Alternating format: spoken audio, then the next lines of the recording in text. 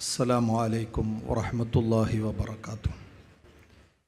ബിസ്മില്ലാഹ് വൽഹംദുലില്ലാഹ് വസ്സലാത്തു വസ്സലാമു അലാ അശ്റഫി റസൂലില്ലാഹ് വഅലാ ആലിഹി വസ്വഹ്ബിഹി അൽഫായിസീന ബിറിളല്ലാഹ് അമ്മാ ബഅദ്.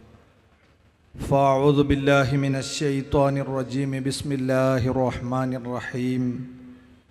ഇദാ ജാഅ നസ്റുല്ലാഹി വൽ ഫത്ഹ് ورأيت الناس يدخلون في دين الله أفواجا فسبح بحمد ربك واستغفره إنه كان توابا صدق الله العلي العظيم. മഹത്തായ ഈ സമ്മേളനവേദിയെ ധന്യമാക്കിയ സമസ്ത കേരള ജംഇയ്യത്തുൽ ഉലമ, കേരള മുസ്ലിം ജമാഅത്ത്, സമസ്ത കേരള സുന്നി യുവജന സംഘം ഉൾപ്പെടെയുള്ള പ്രസ്ഥാന ഘടകങ്ങളുടെ ആദരണീയരായ നേതാക്കളെ, ഏറ്റവും പ്രിയങ്കരരായ സഹപ്രവർത്തകരെ, ഈ സമ്മേളനത്തെ വീക്ഷിച്ചുകൊണ്ടിരിക്കുന്ന നല്ലവരായ നാട്ടുകാരെ, സുഹൃത്തുക്കളെ, അല്ലാഹു സുബ്ഹാനഹു വ തആല നമുക്ക് ചെയ്ത നിഅമത്ത് വളരെ വലുതാണ്. തിരുദൂതർ സ്വല്ലല്ലാഹു അലൈഹി വസല്ലമ തങ്ങൾ വിശുദ്ധ ദീനിൻ്റെ പ്രബോധന പ്രവർത്തനങ്ങൾക്ക് നാന്ദി കുറിച്ച ഘട്ടത്തിൽ അവിടുന്ന് അനുഭവിക്കേണ്ടി വന്ന വേദനകളും യാതനകളും നമ്മൾ പഠിച്ചിട്ടുള്ളതാണ്. അതേ രീതി തന്നെയായിരിക്കും യഥാർത്ഥ ദീൻ മുറുകെ പിടിച്ച് ജീവിക്കുന്നവർക്ക് പിൽക്കാലത്തും വരാനുള്ളത് എന്ന് അഷ്റഫുൽ ഖൽഖ് സ്വല്ലല്ലാഹു അലൈഹി വസല്ലമ തങ്ങൾ നേരത്തെ പ്രവചിച്ചതും നാം നമ്മുടെ ജീവിതത്തിലൂടെ അനുഭവിച്ചതുമാണ്. ത്യാഗോജ്വലമായ 7 പതിറ്റാണ്ടുകൾ പിന്നിട്ട് പ്രാസ്ഥാനികമായി വളരെയേറെ സന്തോഷകരമായ ഒരു കാലഘട്ടത്തിലേക്കാണ് നമ്മളിപ്പോൾ കടന്ന് പോയിക്കൊണ്ടിരിക്കുന്നത്. ആ ഒരു വിജയകരമായ 7 പതിറ്റാണ്ടിൻ്റെ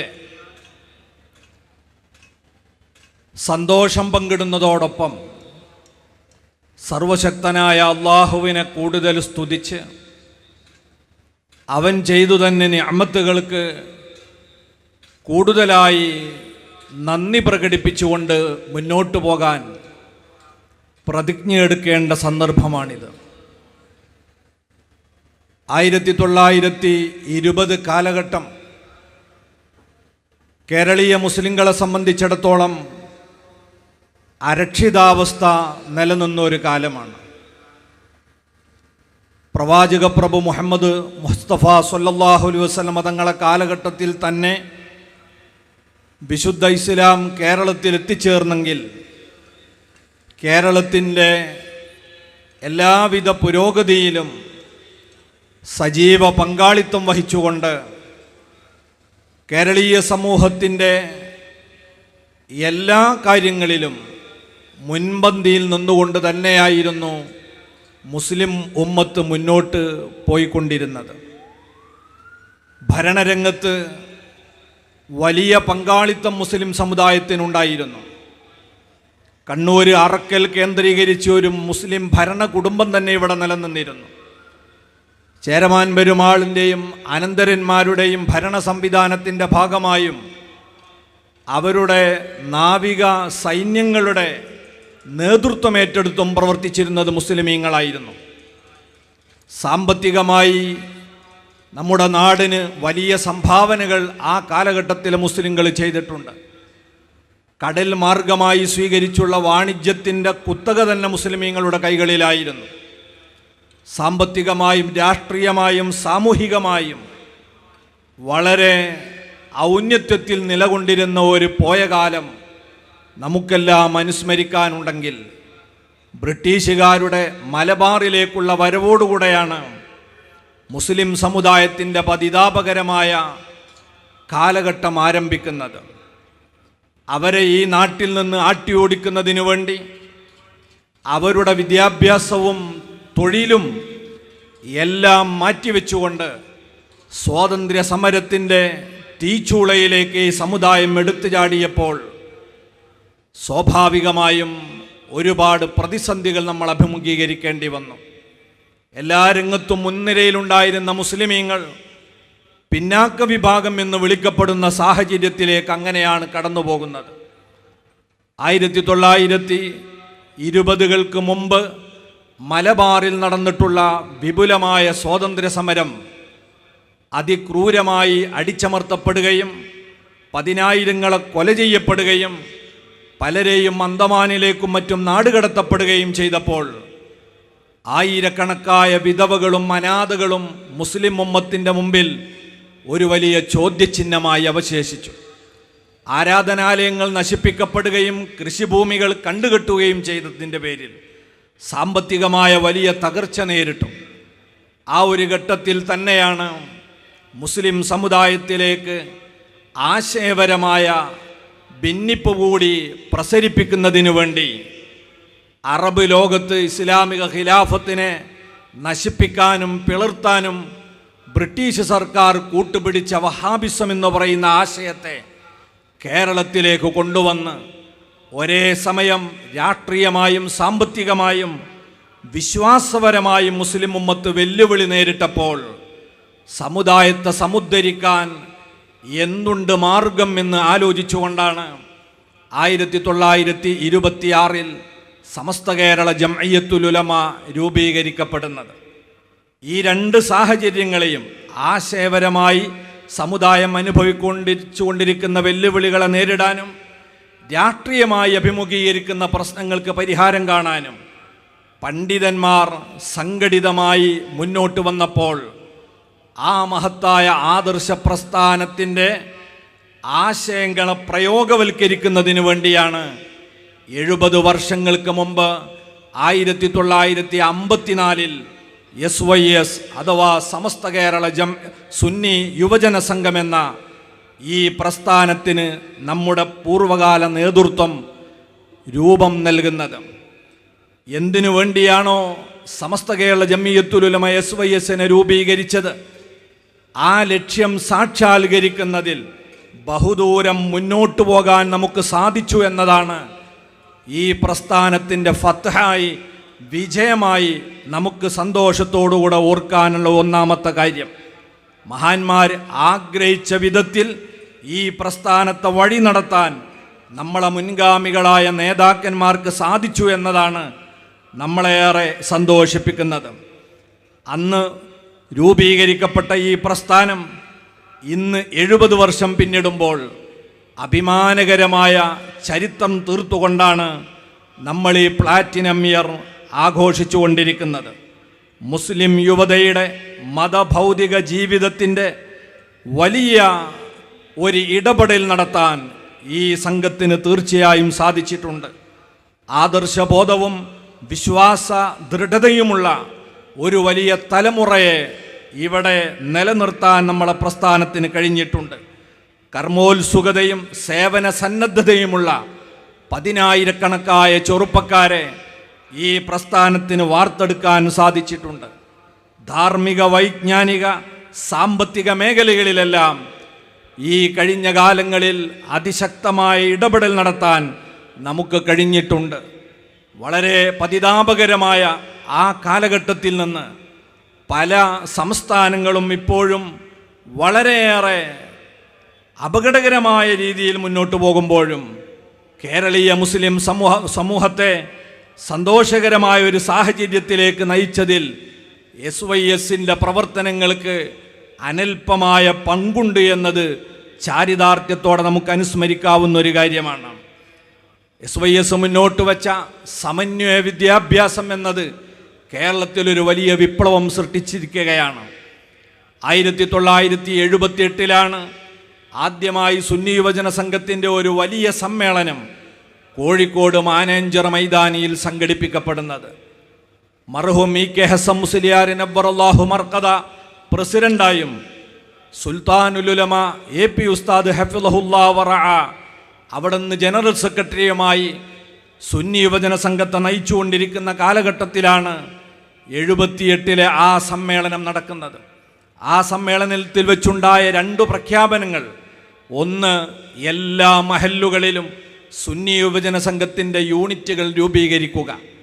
രണ്ടാമതായി, ഈ സ്വതന്ത്ര ഇന്ത്യയിൽ മുസ്ലിം ഉമ്മത്തിനെ ഇനി മുന്നോട്ട് നയിക്കാൻ പ്രത്യേകമായ സംവരണമോ മറ്റ് സംവിധാനങ്ങളോ സൗകര്യമോ ഒരിക്കലും ഭരണപക്ഷത്ത് നമുക്ക് പ്രതീക്ഷിച്ചുകൂടാ. അതുകൊണ്ട് നാം സ്വയം സംഘടിച്ച് ശക്തി നേടിക്കൊണ്ട് വിദ്യാഭ്യാസപരമായ മുന്നേറ്റത്തിലൂടെ വേണം ഈ ഉമ്മത്തിൻ്റെ ഈ പതിതാപകരമായ അവസ്ഥ മാറ്റിയെടുക്കാനെന്ന് ചിന്തിച്ചുകൊണ്ട് അവിടെയാണ് വിദ്യാഭ്യാസ പ്രവർത്തനങ്ങൾക്ക് നേതൃത്വം നൽകാനുള്ള ഒരാസ്ഥാനം ആ സമ്മേളനത്തിൽ വെച്ച് പ്രഖ്യാപിച്ചു. അങ്ങനെയാണ് കാരന്തൂരിലെ മർക്കസു സഖാഫത്തി സുന്നിയ SYSന്റെ ആഭിമുഖ്യത്തിൽ സ്ഥാപിതമായ ഒരു വലിയ വിദ്യാഭ്യാസ ആശയമാണ് മർക്കസു സഖാഫത്തി സുന്നിയ. ഇന്ന് നിങ്ങൾ നോക്കൂ, അതിൻ്റെ സ്ഥാപനം, അതിൻ്റെ തുടക്കം കഴിഞ്ഞ് നാം തിരിഞ്ഞു നോക്കുമ്പോൾ കേരളത്തിൻ്റെ 4 അതിർത്തികളും ഭേദിച്ച് ഇന്ത്യയുടെ മുഴുവൻ സംസ്ഥാനങ്ങളിലും വിദേശ രാജ്യങ്ങളിൽ വരെ നാം ആശിച്ച ഈ വിദ്യാഭ്യാസ വിപ്ലവത്തിൻ്റെ അലയൊലികൾ സൃഷ്ടിക്കാൻ നമുക്ക് സാധിച്ചു എന്നത് പ്ലാറ്റിനം ഇയറിൻ്റെ ഏറ്റവും വലിയ അഭിമാനകരമായ ഒരു ഓർമ്മയായി നമ്മളെ മുമ്പിൽ നിൽക്കുന്നുണ്ട്. ഇന്ന് നമുക്കറിയാം, അനേകം മതഭൗതിക സമന്വയ കലാലയങ്ങളുണ്ട്. മതവിദ്യാഭ്യാസം നേടുന്നതോടൊപ്പം തന്നെ ഐഹിക വിദ്യാഭ്യാസവും നേടി എല്ലാ ഡിപ്പാർട്ട്മെൻറ്റിലും പ്രവർത്തിക്കുന്ന നല്ല സാംസ്കാരിക ബോധമുള്ള മുസ്ലിം ചെറുപ്പക്കാരൻ നമുക്ക് കാണാൻ സാധിക്കുന്നത് അത് നമ്മുടെ പ്രസ്ഥാനം ഈ രീതിയിലുള്ള പ്രവർത്തനവുമായി മുന്നോട്ട് പോയതിൻ്റെ ഫലമാണ്. 255 ദഅ്വാ കോളേജുകളുടെ കൂട്ടായ്മയാണ് ഇന്ന് ജാമിഅത്തുൽ ഹിന്ദ് എന്ന പേരിൽ നാം രൂപീകരിച്ച സംവിധാനത്തിൻ്റെ കീഴിലുള്ളത്. 353-ലേറെ സ്കൂളുകളുടെ ഒരു കൂട്ടായ്മയാണ് നമ്മുടെ IAME എന്ന് പറയുന്ന സംവിധാനം. 11,000-ൽ പരം വരുന്ന മദ്രസകളാണ് നമ്മുടെ ഇസ്ലാമിക പ്രാഥമിക വിദ്യാഭ്യാസ സ്ഥാപനങ്ങളായി ഇവിടെ നിലനിൽക്കുന്നത്. അതേപോലെ ഒട്ടേറെ അറബിക് കോളേജുകൾ, ശരീഅത്ത് കോളേജുകൾ, ഇങ്ങനെ തുടങ്ങി വിദ്യാഭ്യാസ രംഗത്ത് ഇന്ന് നോളേജ് സിറ്റി എന്ന് പറയുന്ന വലിയൊരു വിപ്ലവത്തിലേക്ക് നമുക്ക് പോകാൻ കഴിഞ്ഞത് നമ്മുടെ ഈ സംഘശാക്തീകരണത്തിൻ്റെ ശക്തി ഉപയോഗിച്ച് തന്നെയാണ് എന്നത് അഭിമാന പുരസ്സരം നമ്മൾ അനുസ്മരിക്കേണ്ടതുണ്ട്. സേവന സന്നദ്ധരായ 10,000-കണക്കിന് ചെറുപ്പക്കാരെയാണ് നമ്മൾ വാർത്തെടുത്തത്. 20,000 വളണ്ടിയർമാർ യൂണിറ്റ് തലം മുതൽ സംസ്ഥാന തലം വരെ ഈ പ്രസ്ഥാനത്തിൻ്റെ കീഴിൽ പ്രവർത്തിക്കുന്നുണ്ട്. സാന്ത്വനം ക്ലബ്ബുകൾ 3,000-ലേറെ ഉണ്ടെങ്കിൽ 2,800-ഓളം സാന്ത്വനം കേന്ദ്രങ്ങൾ കേരളത്തിൻ്റെ വിവിധ പ്രദേശങ്ങളിലായി ഈ യുവജന പ്രസ്ഥാനത്തിൻ്റെ കീഴിൽ നടന്നു വരുന്നുണ്ട്. 100-ലേറെ ആംബുലൻസുകൾ സേവനരംഗത്ത് SYSൻ്റേത് പ്രവർത്തിക്കുന്നുണ്ട്. അതെ, 1000 ദാറുൽ ഖൈർ പാവപ്പെട്ടവർക്ക് നിർമ്മിച്ചു കൊടുത്ത് രാഷ്ട്രത്തിൻ്റെ പുനർനിർമ്മാണത്തിൽ ഒരു വലിയ യുവജന വിഭാഗത്തെ സജീവമാക്കി നിർത്താൻ ഈ കഴിഞ്ഞ കാലത്തിൽ നമുക്ക് സാധ്യമായിട്ടുണ്ട്. സാംസ്കാരിക രംഗത്ത് SYS നടത്തിയ ഇടപെടലുകൾ കോരിത്തരിപ്പിക്കുന്ന ചരിത്രമാണ് നമ്മളെ ഓർമ്മിപ്പിക്കുന്നത്. സ്നേഹസമൂഹം സുരക്ഷിത നാട് എന്ന മനോഹരമായ ഒരു തലവാചകത്തിൽ നമ്മളിവിടെ ക്യാമ്പയിൻ ആചരിച്ച് നിങ്ങൾക്ക് ഓർമ്മയുണ്ടാകും. നാടിൻ്റെ അസ്തിത്വ വീണ്ടെടുപ്പിന് എന്ന പേരിൽ നമ്മുടെ സമൂഹത്തിൽ നടമാടിക്കൊണ്ടിരിക്കുന്ന ദുരാചാരങ്ങൾക്കെതിരെ നാം നടത്തിയ ക്യാമ്പയിൻ സാമൂഹ്യ ഇടപെടലിൻ്റെ ഭാഗമായിരുന്നു. കേരളത്തെ കൊലക്കയറിൽ നിന്നും രക്ഷിക്കുക എന്ന സാമ്പത്തിക ചൂതാട്ടങ്ങളുടെയും ദുർവ്യയങ്ങളുടെയും ആ ശീലം കൊണ്ട് കേരളീയർ പൊറുതിമുട്ടിയ ഒരു കാലത്താണ് നമ്മൾ അങ്ങനെ സമൂഹത്തിൽ ഇടപെട്ടതെങ്കിൽ തീവ്രവാദം പരിഹാരമല്ല എന്ന പ്രമേയത്തിലൂടെ സമൂഹം തീവ്രവാദ ആശയത്തിലേക്ക് പോയപ്പോൾ യുവതയെ നേർവഴിയിലൂടെ കടത്തിവിടാനും നമ്മളിവിടെ ഇടപെടലുകൾ നടത്തിയിട്ടുണ്ട്. അരാഷ്ട്രീയതക്കെതിരെ നിരന്തരം നമ്മൾ പ്രവർത്തിച്ചു പോരുന്നുണ്ട്. യുവത്വം നിലപാട് പറയുന്നു, യുവത്വം നാടുണർത്തുന്നു തുടങ്ങിയ ശീർഷകങ്ങളൊക്കെ നിങ്ങളെ മനസ്സിലേക്ക് തികട്ടി വരുന്നുണ്ടാകും. അതെല്ലാം നാം നടത്തിയ ഇടപെടലുകളുടെ ഓർമ്മകളായാണ് നമ്മളെ മനസ്സിലൂടെ മിന്നിമറിയുന്നത്. ഇപ്പോഴേറ്റവും അവസാനമായി ഉത്തരവാദിത്വം മനുഷ്യപ്പറ്റിൻ്റെ രാഷ്ട്രീയം എന്ന ഒരു പ്രമേയത്തിലൂടെ നാം സമൂഹത്തെ സമീപിച്ചപ്പോൾ ജാതി മത വർഗ രാഷ്ട്രീയ വ്യത്യാസമന്യേ എല്ലാ ജനങ്ങളും നമ്മോടൊപ്പം ചേരാൻ വെമ്പൽ കൊണ്ട കാഴ്ചകളായിരുന്നു കഴിഞ്ഞ ആഴ്ചകളിൽ നമുക്ക് കാണാൻ സാധിച്ചിട്ടുള്ളത്. കേരളത്തിൻ്റെ സാമൂഹ്യ അന്തരീക്ഷം വളരെ കലുഷിതമായ ഒരു കാലഘട്ടത്തിൽ നമ്മുടെ പ്രിയങ്കരനായ നേതാവ് സുൽത്താനുൽ-ഉലമ AP ഉസ്താദ് ഹഫിളഹുല്ലാഹ് വറഅ 1999 2012 മനുഷ്യ മനസ്സുകളെ കോർത്തിണക്കാൻ മാനവികതയുണർത്തുന്നു എന്നീ രണ്ടാശയങ്ങൾ ഉയർത്തിപ്പിടിച്ചുകൊണ്ട് നടത്തിയ കേരള യാത്ര, ഇതെല്ലാം സംഘടിപ്പിച്ച് ഈ സമൂഹത്തിൻ്റെ എല്ലാ വിഷയങ്ങളിലും ഇടപെട്ട ഒരു പ്രസ്ഥാനമാണ് സുന്നി യുവജന സംഘം. അതുകൊണ്ട് തന്നെ 7 പതിറ്റാണ്ട് പിന്നിടുമ്പോൾ അഭിമാനകരമായ വിജയത്തിൻ്റെ ഓർമ്മകളാണ് നമുക്കിവിടെ അയവറക്കാനുള്ളത്.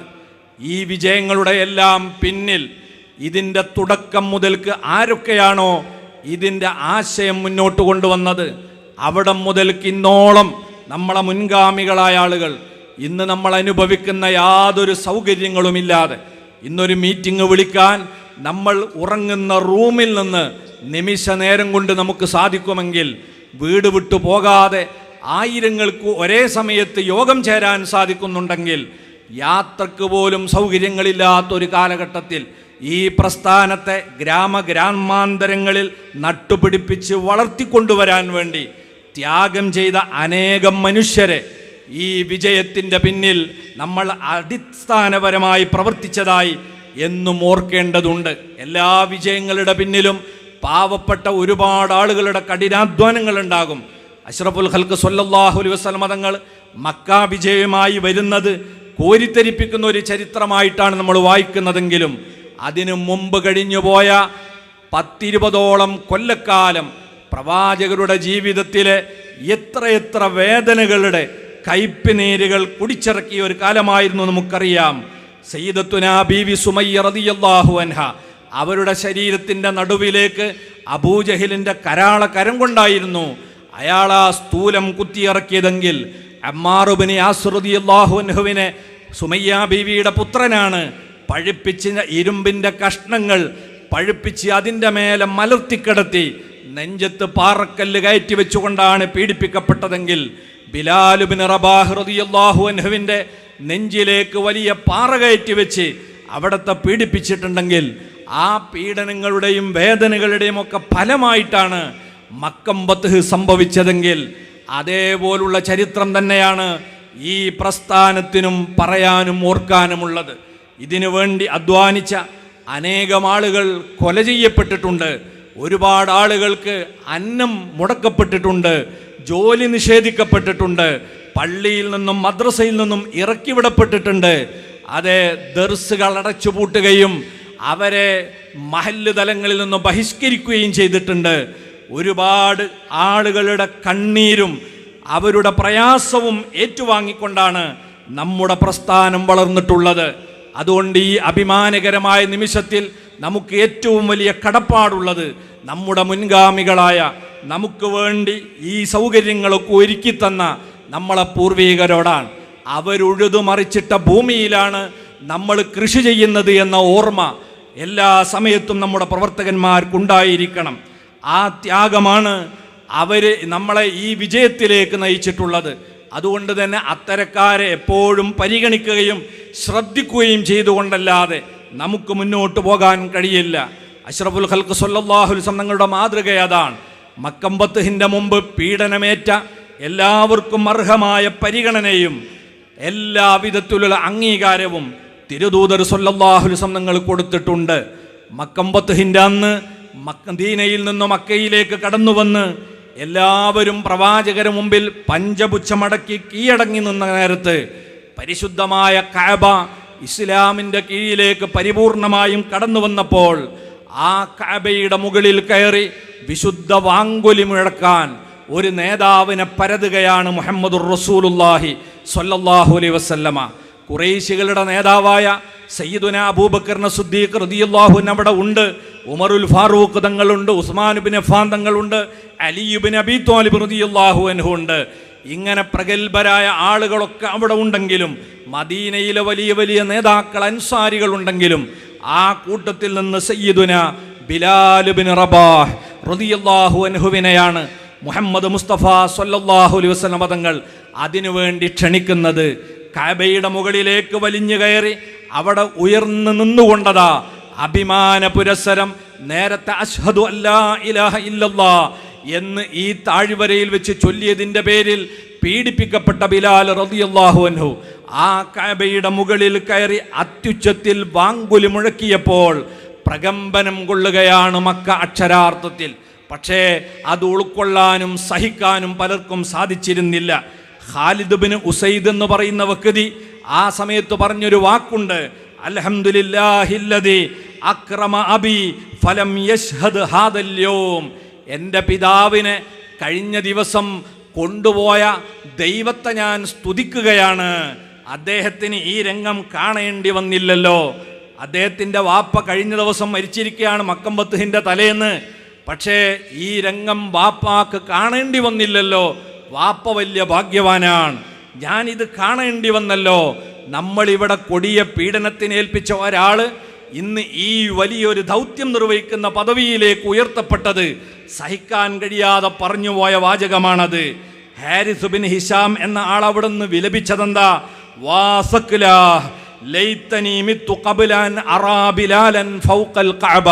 ബിലാൽ ബിൻ റബാഹിനെ കഅബയുടെ മുകളിൽ കാണുന്നതിന് മുമ്പ് ഞാൻ മരിച്ചു പോയിരുന്നെങ്കിൽ എത്ര നന്നായിരുന്നു.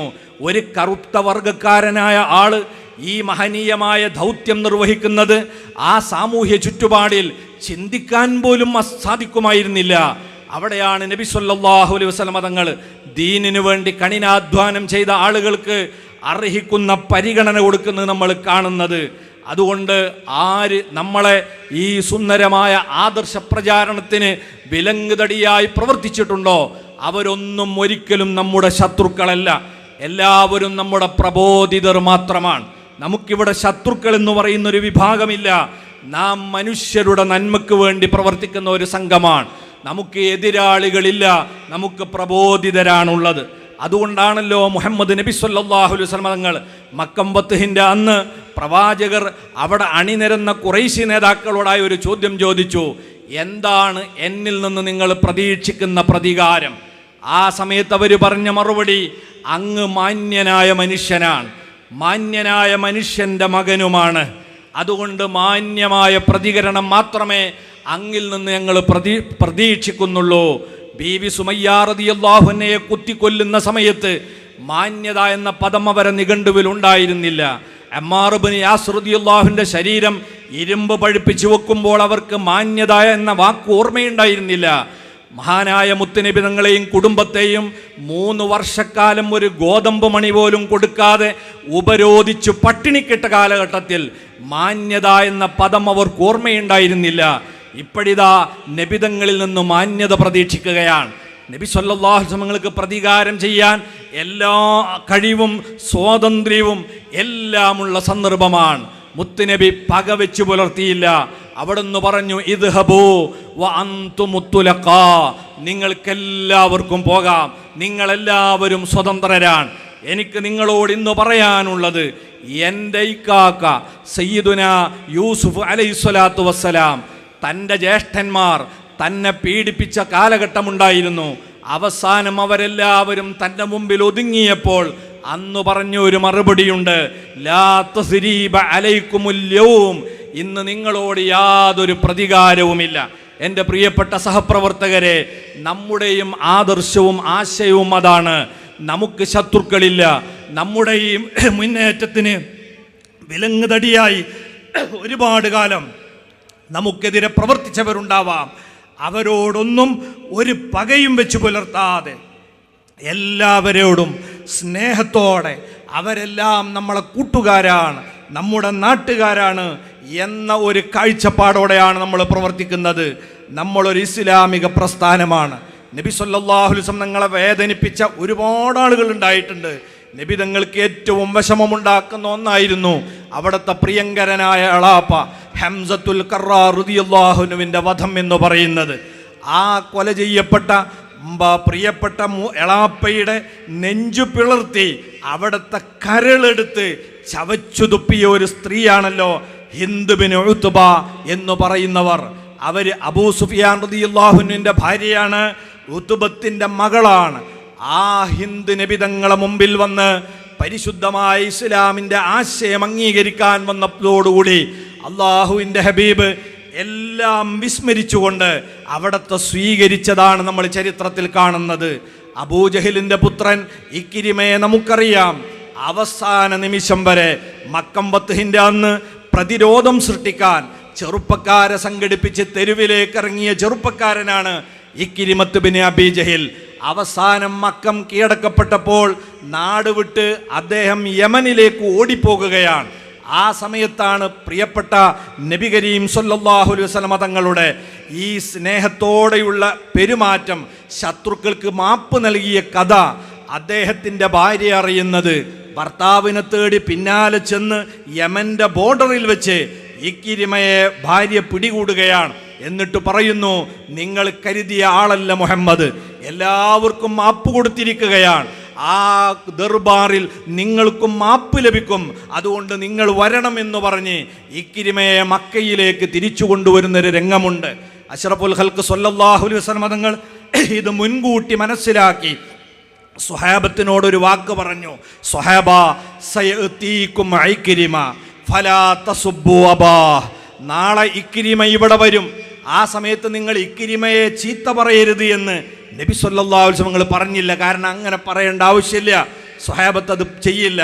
അതേ സമയത്ത് ഇക്രിമയുടെ വാപ്പയെ നിങ്ങൾ ചീത്ത പറയരുത്. അതാരാണ്? സാക്ഷാൽ അബൂജഹൽ ലഅനത്തുല്ലാഹി അലൈഹിയാണ്. മക്കം ഫത്ഹിന്റെ മുമ്പ് ബദറിൽ നബി സല്ലല്ലാഹു അലൈഹി വസല്ലം തങ്ങളുമായി ഏറ്റുമുട്ടാൻ സൈന്യത്തെ സംഘടിപ്പിച്ചു പോയ, മക്കയിൽ വെച്ച് എല്ലാ ഉപദ്രവങ്ങൾക്കും നേതൃത്വം കൊടുത്ത ആ അബൂജഹിലാണ് ഇദ്ദേഹത്തിൻ്റെ പിതാവ്. ആ പിതാവിനെ നിങ്ങൾ എന്തെങ്കിലും പരിഹസിച്ചാൽ അത് ഇക്രിമയുടെ മനസ്സിനെ വേദനിപ്പിക്കും, അതുപോലും നിങ്ങൾ ചെയ്യരുത് എന്ന് സ്വഹാബത്തിനെ നേരത്തെ ഉപദേശിക്കുകയാണ്. മുത്തുനബിയും സ്വഹാബാക്കളും ഇരിക്കുന്ന സദസ്സിലേക്കാണ് ഇക്രിമ നടന്നെടുക്കുന്നത്. അഷ്റഫുൽ ഖൽഖ് സല്ലല്ലാഹു അലൈഹി വസല്ലം തങ്ങളതാ എഴുന്നേറ്റ് നിൽക്കുന്നു, രണ്ടടി മുന്നോട്ട് ചെല്ലുന്നു, ഇക്രിമയെ വാരിപ്പുണർന്ന് സ്വീകരിക്കുന്നു. നാണം കൊണ്ട് ഇക്രിമ തലതാഴ്ത്തുകയാണ്. ഈ നേതാവിനെയാണോ ഇത്രയും കാലം ഞാൻ എതിരാളിയായി കണ്ട് സാധ്യമാകുന്ന ഉപദ്രവങ്ങൾ മുഴുവനും ഏൽപ്പിച്ചത്? അവിടെ അദ്ദേഹത്തിൻ്റെ മനസ്സ് മാറുകയാണ്, പരിശുദ്ധമായ ഇസ്ലാമിൻ്റെ വെളിച്ചം അംഗീകരിക്കുകയാണ്. അതുകൊണ്ട് പ്രിയപ്പെട്ടവരെ, നമ്മൾ ദീനി ദഅവത്തിൻ്റെ ഒരു കൂട്ടായ്മയാണ്. നമുക്ക് ശത്രുക്കളില്ല, എല്ലാവരോടും അഹ്ലുസുന്നത്തി വൽ ജമാഅ എന്ന യഥാർത്ഥ പാരമ്പര്യ ഇസ്ലാമിൻ്റെ തനതായ സ്വഭാവവും ആദർശവും അത് നമ്മളെ ജീവിതത്തിൽ ഉയർത്തിപ്പിടിച്ച് നമുക്കിനിയും മുന്നോട്ട് പോകേണ്ടതുണ്ട്. അതുകൊണ്ട് തന്നെ നമ്മുടെ ഈ വിജയത്തിൻ്റെ പിന്നിൽ അനേകം ത്യാഗങ്ങൾ സഹിച്ചവരാണ് നമ്മളെ മുമ്പിലുള്ള നമ്മളെ സാധാരണക്കാരായ പ്രവർത്തകന്മാരും നമ്മളെ സമുന്നതരായ നേതാക്കളും. മഹാനായ സുൽത്താനുൽ ഉലമ ഹഫിളഹുല്ലാ അവിടുന്ന് കേൾക്കാത്ത ആരോപണങ്ങൾ ഉണ്ടായിട്ടില്ല, അവിടത്തെ കൊടുക്കാൻ ശത്രുക്കൾ കുഴിക്കാത്ത കുഴികളുണ്ടായിട്ടില്ല, കെണിവലകളില്ല. ഇനി ഒരാരോപണവും ഒരു മനുഷ്യൻ്റെ പേരിൽ ഉന്നയിക്കാൻ ആർക്കൊക്കെ സങ്കല്പിക്കാൻ പറ്റുമോ അതെല്ലാം ആ നേതാവിന് നേരെ പലരും ആരോപിച്ചിട്ടുണ്ട്, ഉന്നയിച്ചിട്ടുണ്ട്.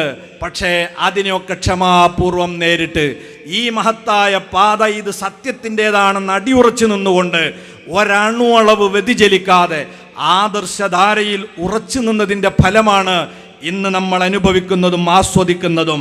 നേരത്തെ ഞാൻ പറഞ്ഞതുപോലെ ജോലി നഷ്ടപ്പെട്ടവർ, ദർസ് പിരിച്ചുവിടപ്പെട്ടവർ, മഹലിൽ നിന്നും കുടുംബത്തിൽ നിന്നും ബഹിഷ്കരിക്കപ്പെട്ടവർ അവരൊക്കെ ഉണ്ടായിട്ടുണ്ട്. അവരോടൊക്കെയും നമുക്ക് എന്നും മമതയും നല്ല ഓർമ്മയും നിലനിർത്തി അർഹിക്കുന്ന പരിഗണനകളും സ്നേഹവും അവർക്ക് സമ്മാനിച്ച് ഇനിയുള്ള തലമുറയെ കൂടി ഈ നന്മയുടെ വഴിയിലൂടെ നടത്താൻ പുതിയ കാലഘട്ടത്തിൻ്റെ പുതിയ തരത്തിലുള്ള വെല്ലുവിളികളെ മനസ്സിലാക്കിക്കൊണ്ട് ഈ ആദർശ പ്രസ്ഥാനത്തെ, യുവജന പ്രസ്ഥാനത്തെ മുന്നോട്ട് നയിക്കാൻ വിജയകരമായ 70 വർഷക്കാലം നമുക്ക് ഒരു മാർഗദർശനമാകട്ടെ എന്ന് മാത്രം ഉണർത്തിക്കൊണ്ട് പ്രാർത്ഥിച്ചുകൊണ്ട് എളിയ വാക്കുകൾ ഉപസംഹരിക്കുന്നു. വആഖിറു ദഅവാന അനിൽ ഹംദുലില്ലാഹി റബ്ബിൽ ആലമീൻ. അസ്സലാമു അലൈക്കും വറഹ്മത്തുള്ളാഹി.